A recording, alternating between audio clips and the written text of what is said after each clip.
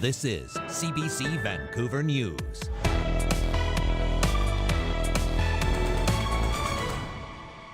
There's just no place anywhere for that kind of behavior, those kinds of comments. It's disgusting. 3 members of the Coquitlam RCMP are facing dismissal for their participation in a private group chat allegedly filled with graphic racist and sexist comments. Plus, almost off to the races. The NDP have rigged the election rules. John Rustad has worked really hard to import American culture wars into British Columbia. I think we have a real opportunity in British Columbia in this election to not give any party all of the power. Party leaders trade barbs and plans before the start of the provincial election on Saturday. And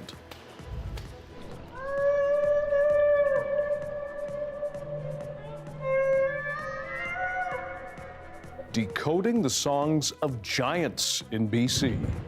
If I could have one wish, it would be to know what are they saying to each other. The push to understand whale language and the impact of more marine traffic.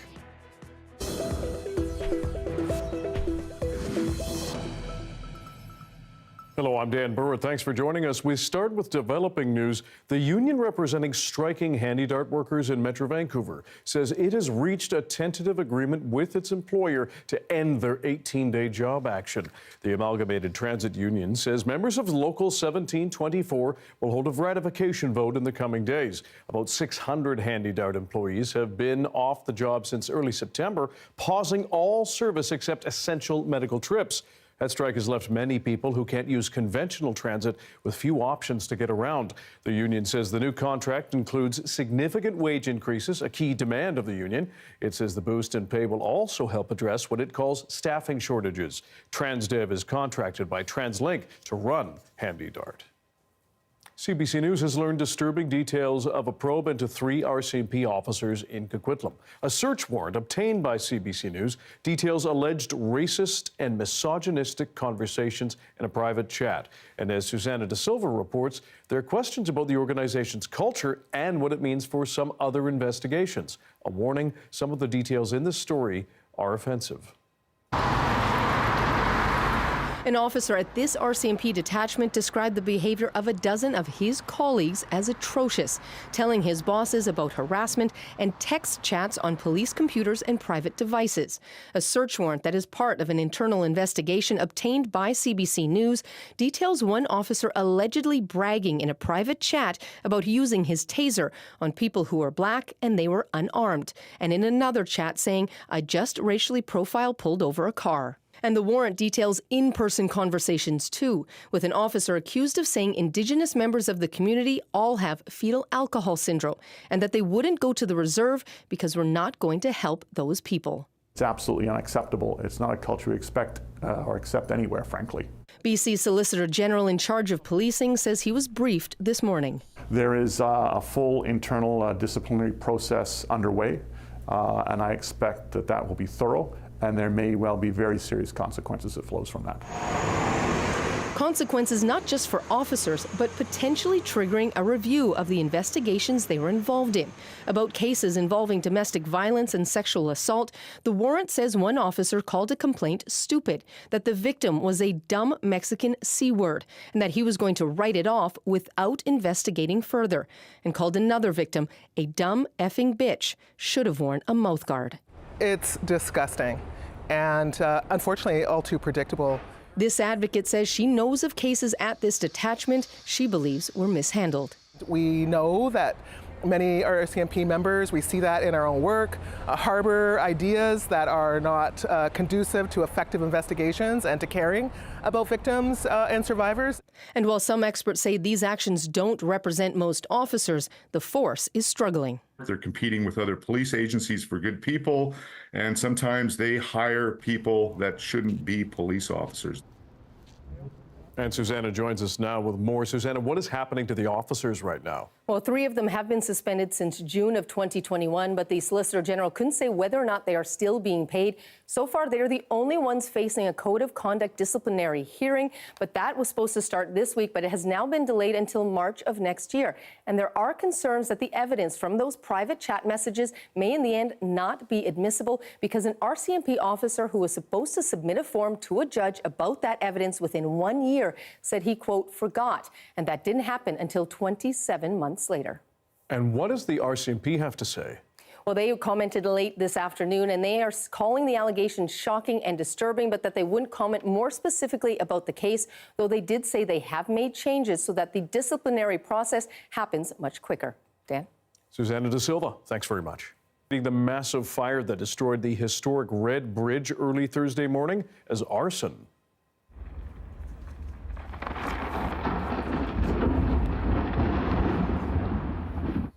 The fire engulfed the 88-year-old span before it collapsed into the South Thompson River. The bridge was an important cultural site, tying together the city of Kamloops with the Tecumloops Indian Band Reserve. Police are asking anyone who have seen anything suspicious near the water to give them a call.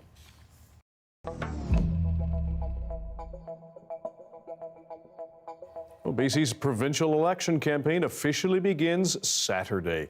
But earlier in the day, NDP leader David Eby and BC Conservative leader John Rustad were busy exchanging barbs. The CBC's Katie DeRosa has more on the race and what voters might expect once it starts. One day before their election campaigns fire up, party leaders David Eby and John Rustad engaged in a war of words, starting with the NDP war chest. The NDP have rigged the election rules. They actually have given themselves a $2 per vote subsidy for every vote they got in the last election every year. And on top of that, they got half of the money they spent in the last election back. Rustad and the Conservative Party claim the NDP are starting $8.1 million ahead. Eby, meanwhile, says it's another case of Rustad drawing inspiration from former U.S. President Donald Trump. John Rustad has worked really hard to import American culture wars into British Columbia. I think it's really unfortunate. I think that following the path of conspiracy theories and dividing people and Donald Trump politics is terrible. All political parties get a per-vote subsidy from Elections BC. That's a result of reforms brought in 2017 under John Horgan's NDP, which banned big union and corporate donations. The subsidy means the BC NDP will get $1.6 million from Elections BC this year. The Greens will get about $500,000 and the BC Conservatives will get about $65,000. In the 2020 election, the BC Conservatives captured just 2% of the vote. Things changed last year when Rustad became leader after being booted from the BC United Caucus. Rustad and Eby will focus much of their campaign on the 52 ridings in Metro Vancouver, particularly the 10 ridings in Surrey. BC's second largest city has one new riding and others have been redrawn, setting the stage for hotly contested battlegrounds. I am so excited about starting the campaign right here in the beautiful city of Surrey. As for the BC Greens, leader Sonia Furstenau is predicting a minority government. I think we have a real opportunity in British Columbia in this election to not give any party all of the power, to not have a winner-take-all outcome. This election will have at least 22 independent candidates. 5 of them BC United incumbents, left politically orphaned after leader Kevin Falcon withdrew the party from the campaign. Eby and Rustad will begin their campaigns in Metro Vancouver, while Sonia Furstenau will kick off Saturday in Victoria. The Lieutenant Governor will sign the writ to dissolve Parliament around midday Saturday, thus kicking off the 28-day marathon leading up to voting day October 19th. Katie DeRosa, CBC News, Vancouver. Thousands of people marched in Vancouver in the afternoon, urging the government and corporate leaders to take more action to address climate change. Our Yasmin Khanea spoke with the CBC's John Hernandez about the event organizers call a climate strike. It was a very passionate crowd of climate protesters marching over the Cambie Street Bridge, marching through downtown to the art gallery. They were chanting, cheering, even singing along the way. Now, they started at the Vancouver City Hall. That's where we heard from a number of speakers, including 16-year-old Delarla reporter. Because this is my future, really, and fighting for our future, my entire generation, it's really something that's imposing on a lot of us. So being here and being in support and representing my entire generation, it's an important subject for me.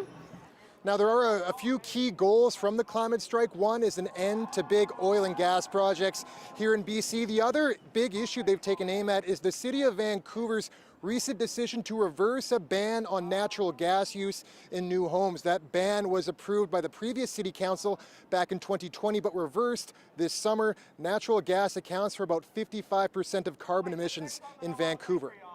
And John, back in 2019, about 100,000 people attended the march. What was turnout like today? Yeah, quite a bit smaller than that. Only a few thousand people at the height of the events today. Organizers do know that's a bit of a drop in the bucket compared to what we saw back in 2019, but they say the pandemic really changed how people gathered in large groups, and they really still do get a lot of engagement from supporters, and they say climate change will be top of mind for many British Columbians heading into the election. With the election approaching soon, housing and affordability and health are really big issues for people, and they're right to care about those things. And I think something that we're hoping for is that they'll be able to see the connection to climate change, because climate is in each of those issues as well. Climate affects housing, climate affects affordability, and climate affects health. So obviously some hopes that climate policy is addressed in the campaigns as we head towards that election.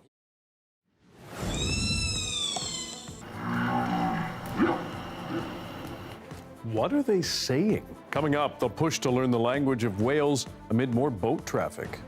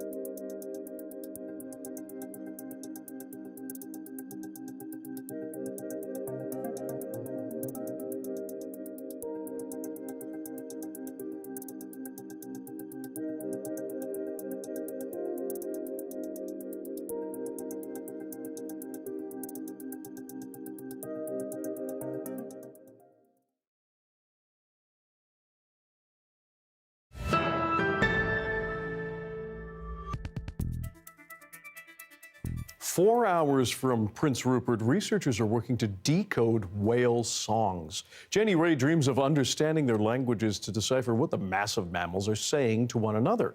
But as Radio-Canada's Camille Vernet reports, the arrival of more maritime traffic could impact the whales and the people who study them.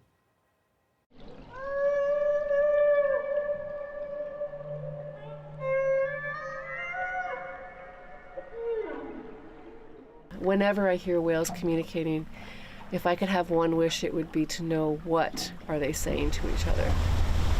Jenny Ray has been living with whales for almost 20 years. Each year, she follows their migration and travels here to Douglas Channel on the north coast of British Columbia.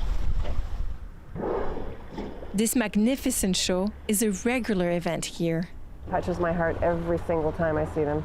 It never changes. By taking pictures, the team will try to identify the orcas. I think they are residents. As nice as it is to see the orcas, Jenny Ray wants to find out who they are by taking a listen underwater. Just by listening, you can document who is in the area. Every clan has its own language, and some groups have their own dialects. A family spends their entire life together. The oldest female is passing on her acoustic tradition or dialect onto her offspring, and that is then being passed on to the next generation. To figure out what the whales are saying, researchers need to listen to the ocean. This device, covered with algae, is a hydrophone. It records the symphony of aquatic life, fish, boats, and marine mammals over a 10-kilometer radius. It's also a great non-invasive way to study whales. You can listen for whale calls 24/7. You don't have to be out in the water. You can have the signal transmit back to your lab. It's here, perched on the rocks of Finn Island, on the territory of the Gitgat First Nation, that Jenny Ray works to decode the language of the whales. So the whales that we were with, these are the calls they were making, and the hydrophone was picking up those calls.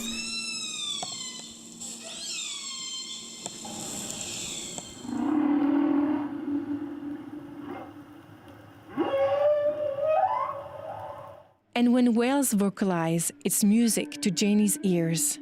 He's actually composing something here. Male humpback whales start to sing in the fall. Their songs, like the human language, evolve with time. So every year that we record these whales singing, every year it's different. They're always changing and evolving this song. So yeah, it keeps us on our toes.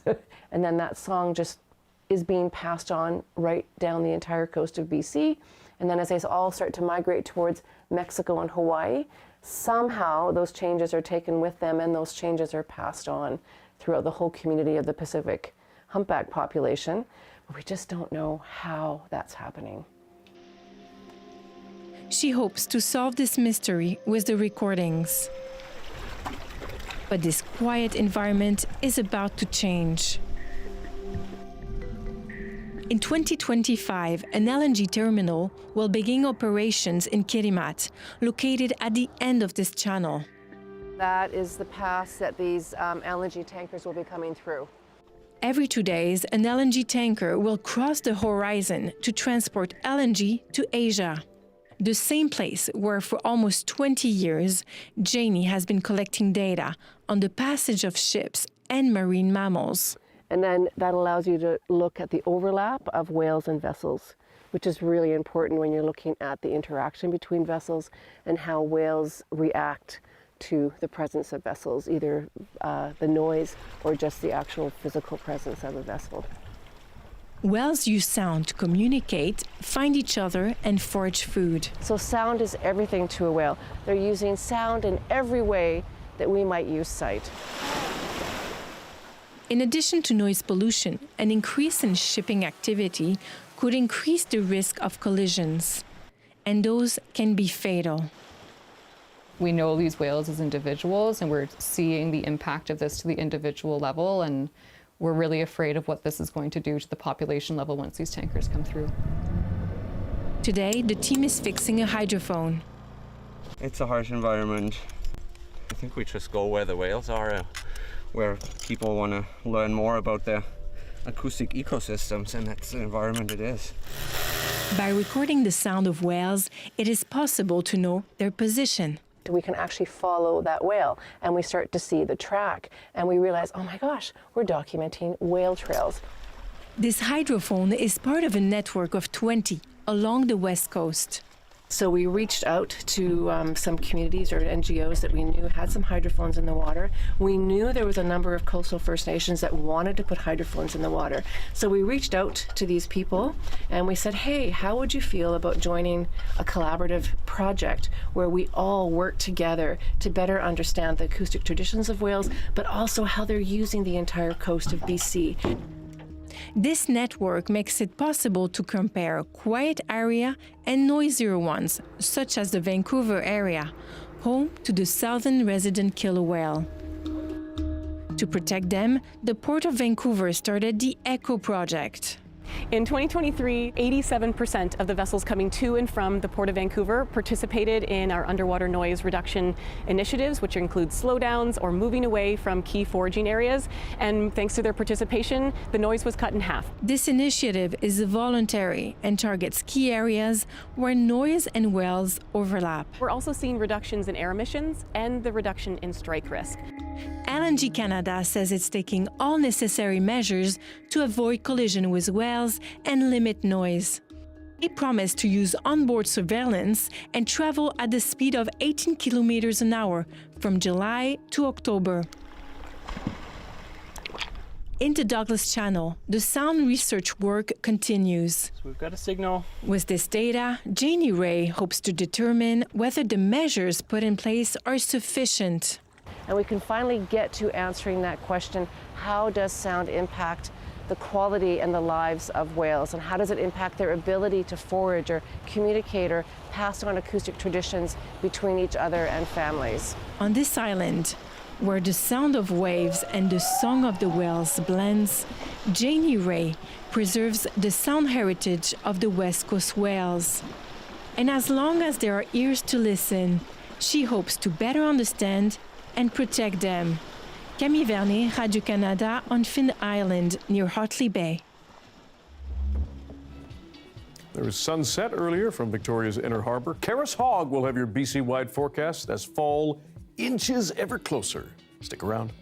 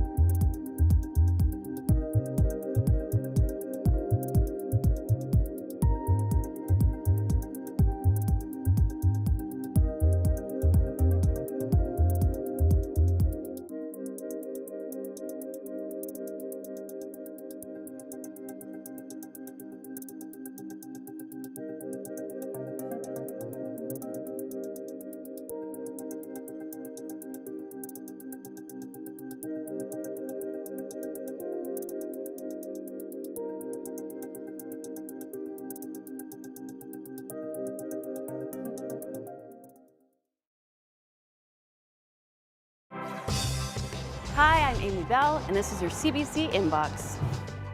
CBC returns as the exclusive media partner of Splash, Arts Umbrella's annual gala and art auction, October 5th.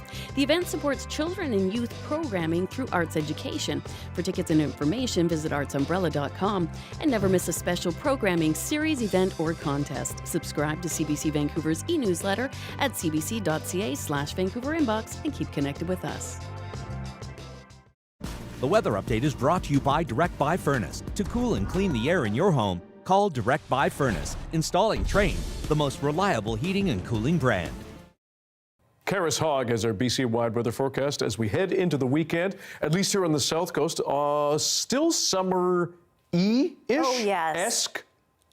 I don't... Yeah, absolutely. What do we all want to of tack those on the end of that? Yeah. You know what? It's just delightful September go. sunshine. Oh. That's what we've been experiencing here. And actually taking a look at the satellite and radar over the past 6 hours here, much of the province has really actually been quite dry. A little bit of precipitation here and there, but it has been dry. That is about to change, though. There is a weak atmospheric river that is approaching the central and north coast. And Saturday is when that is really going to start to be felt. Looking here at Terrace, Bella Coola, and also actually right on the coast, Prince Rupert and Bella Bella, they could experience upwards of 100 millimeters of rain by Sunday because of that weak atmospheric river, and a little bit more precipitation in the center north as well of the province, but dry to the south is what we're looking at. There is also a more significant atmospheric river coming at the province, again, mostly affecting the central and north coast, and that's arriving on Monday. But if we take a look just at the weekend now, we'll have a quick peek at the temperatures for tomorrow across the province. Very wet, Bella Coola, Terrace, and Dease Lake. Chance of showers through Williams Lake, Prince George, and Fort St. John. And then the southern part of the province, dry. Dry on the south coast, and then also dry through Kamloops and Kelowna, Cranbrook, East Kootenays. That area as well will remain dry. Taking a look at the 5-day forecast for Metro Vancouver. Tomorrow, last day of summer, pretty good. Sunday, first day of fall, not too bad. Chance of showers, 40% chance of showers. And it looks like maybe a bit of a mixed bag for the next few days. There we go. Well, enjoy your weekend, Karis. Thanks again. Thank you. You too. And that is your late news for Friday. Thank you for joining us. For news anytime, check our website, cbc.ca/BC. Your next local news is tomorrow morning at 6:30 on CBC Radio 1. And remember, the BC provincial election begins Saturday. Good night.